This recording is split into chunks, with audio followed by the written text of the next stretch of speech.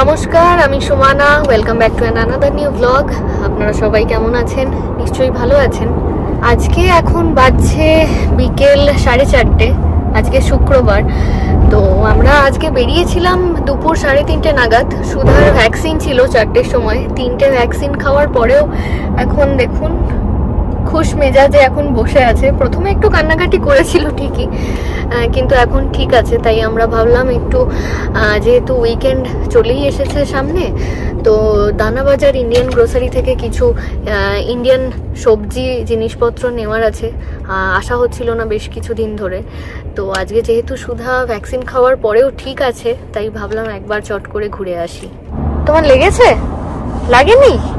একটুও লাগেনি? পাপা, হ্যাঁ। আজকে তো আমাদের ইন্ডিয়ান গ্রোসারি আসার কোনো কথাই ছিল না, যেহেতু সুধার ভ্যাকসিনেশনের ব্যাপার ছিল। কিন্তু ভ্যাকসিন নেওয়ার পর দেখলাম যে সুধা ঠিকই আছে, ওর কোনো অসুবিধা হচ্ছে না। তাই গাড়িতে বসে বসেই ঠিক করলাম যে যেহেতু আমরা দানাবাজার ইন্ডিয়ান গ্রোসারির পাশ দিয়েই বাড়ি যাব, তাহলে আধ ঘন্টার জন্য একবার চট করে বাজারগুলো সেরে নেব। তাই গাড়িতে বসে বসেই একটা লিস্ট বানালাম। তো সব কটা মনে করতে পারলাম না, যতগুলো মনে পড়েছে লিখেছি। তো সব মিলিয়ে দেখলাম যে 15টা মতো আইটেম হয়েছে। তো এগুলোই ঘুরে ঘুরে কিনতে হবে। আমরা এখন যে ইন্ডিয়ান গ্রোসারিটা এলাম সেটার নাম দানাবাজার ইন্ডিয়ান গ্রোসারি। তো আমি এর আগেও একটা ইন্ডিয়ান গ্রোসারি নিয়ে ভ্লগ বানিয়েছিলাম, সেটা মনপসন্দ ইন্ডিয়ান গ্রোসারির।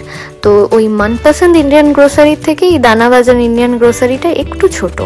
তো আজকে আমরা এখান থেকে নিয়ে যাব একটা চালের প্যাকেট, শুকনো লঙ্কা, সর্ষের তেল, গোটা জিরে, গোটা মৌরি, ছোলার ডাল, বেসন, কাবলি চানা, পোস্ত, সাম্বার মশলা আর মুড়ি। তো আমার লিস্টে কিন্তু ফুচকাও ছিল, কিন্তু আমার হাজব্যান্ড বলল যে কস্টকোতে নাকি আজকাল ফুচকা পাওয়া যাচ্ছে। তাই যে জিনিসটা কস্টকো আর এইচবিতে পাওয়া যায় সেটা আর আমরা ইন্ডিয়ান গ্রোসারি থেকে নিই না। তাই ফুচকাটা আমি বাদ দিয়ে দিয়েছি। এবার এখান থেকে কিছু কাঁচা শাকসবজি নিয়ে নিচ্ছি। কুমড়োটা যেমন এইচবি বা কস্টকো কোনোটাতেই পাওয়া যায় না, তাই আমাদের ইন্ডিয়ান গ্রোসারি থেকেই কুমড়ো নিয়ে যেতে হয়। আর এখানে দেখলাম যে কাঁচা আম এসেছে, কিন্তু কাঁচা আমের দামটা দেখে বেশ হকচকিয়ে গেলাম। এখানে 1 পাউন্ড কাঁচা আমের দাম বলছে $5। 1 পাউন্ড মানে 450 গ্রাম, আর $5 ইন্ডিয়ান রুপিজে কনভার্ট করলে হবে 400 টাকা। তাহলে 450 গ্রাম কাঁচা আমের দাম 400 টাকা। আমাদের দেশে বিশেষ করে এই সময়টা গাছের নিচে কত কাঁচা আম ঝরে পড়ে থাকে, কুড়িয়ে নিয়ে যাওয়ারও লোকজন থাকে না। আর জায়গা বিশেষে দেখুন জিনিসপত্রের দামের কত পরিবর্তন হয়ে যায়। ইদানিং তো দেশে প্রচণ্ড গরম পড়েছে। তো বাড়িতে ফোন করলেই শুনি আজকে খুব গরম পড়েছে, তাই বাড়িতে একটু টকের ডাল বানিয়েছি। তো আমাদের স্থানীয় ভাষায় আম ডালটাকে বলে টকের ডাল। তো আমাদের এখানে যদিও খুব একটা গরম পড়েনি, তবে আম যেহেতু আজকে কিনে নিয়ে যাচ্ছি, 2-1 দিনের মধ্যে টকের ডাল তো বানাবোই। আর মাঝে মাঝে শুনি যে নিম পাতা দিয়ে বেগুনের তরকারি হয়েছে। এখানে তো বেগুন পাওয়া গেলেও নিম পাতা তো একটা কল্পনাতীত ব্যাপার, সেটা তো পাওয়া যাবে না। তো টকের ডাল তো অবশ্যই করব। বাজার হয়ে গেছে, এখন আমরা বিলিংয়ের জন্য দাঁড়িয়ে আছি। তো বাজার করতে করতে কয়েকটা জিনিস অ্যাড হলো, যেটা আমি লিস্ট করার সময় মনে করতে পারছিলাম না। 2-1 ধরনের বিস্কুট অ্যাড হয়েছে, চা অ্যাড হয়েছে, তার সাথে পাঁপড় অ্যাড হয়েছে। আর একটা জিনিস খুঁজে পেলাম না, ডালিয়া।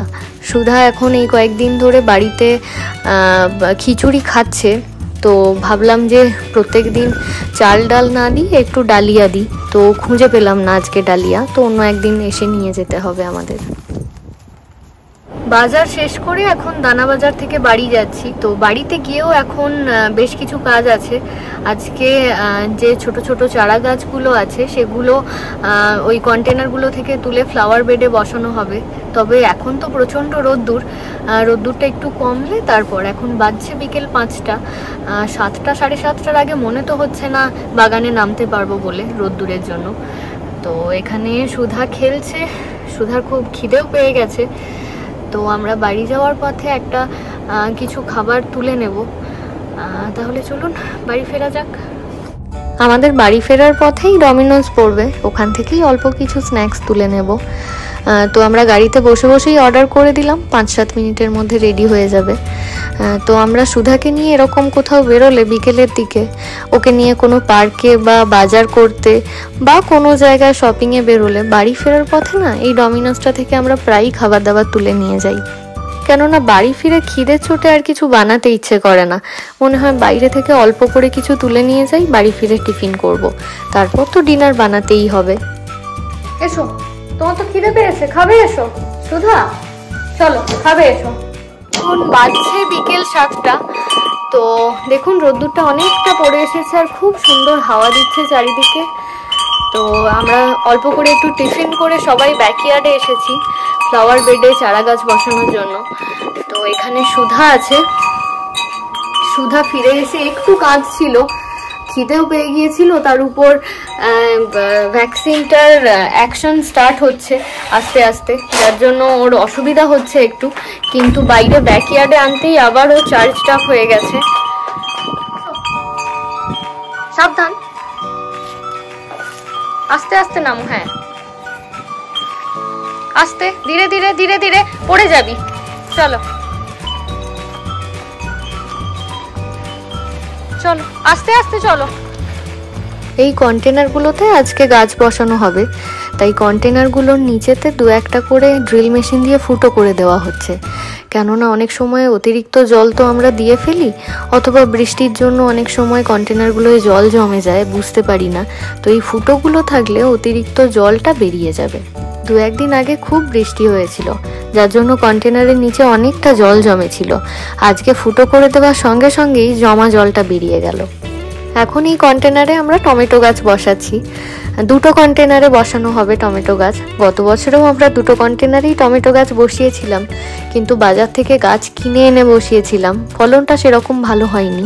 তবে এবছর যেহেতু বাড়িতে চারা গাছ তৈরি করে বসাচ্ছি, ফলনটা কীরকম হয় সেটা দেখার খুব কৌতূহল আছে।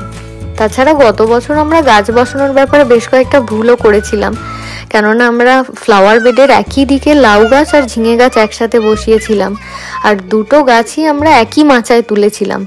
ঝিঙে গাছটা যেহেতু একটু খসখসে ধরনের আর লাউ গাছ নরম, যার ফলে ওই মাচায় লাউ গাছটা সুযোগ পায়নি বেড়ে ওঠার। তবে ঝিঙে যে খুব ভালো হয়েছিল সেটা তো আপনারা ভ্লগে দেখেছেন।